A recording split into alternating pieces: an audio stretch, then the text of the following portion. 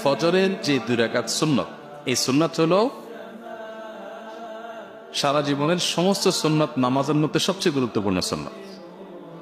সুন্নত নামাজের যে জগৎ, এই জগতের সবচেয়ে গুরুত্বপূর্ণ সুন্নত হলো ফজরের নামাজের আগের, ফরজের আগের যে 2 রাকাত সুন্নত আছে। এই জন্য নবী করিম সাল্লাল্লাহু আলাইহি সাল্লাম বলেছেন, লা তাদাউমা ওয়ালাউ তারাদাতকুমুল খাইল, তোমার যদি বাহন ছুটে যায় যাক, তবুও এই 2 রাকাত নামাজ ছাড়বা না।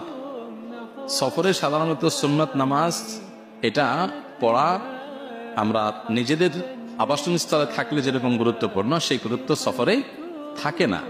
অনেক ইমামগণ তো বলেছেন যে সফরে সুন্নত আমাদের অপশনই নেই। তো সেই সফরে পর্যন্ত অন্য কোনো সুন্নত নামাজ না পড়লেও ফজরের আগে 2 রাকাত সুন্নত পড়াটাই হলো কাঙ্ক্ষিত এবং প্রত্যাশিত।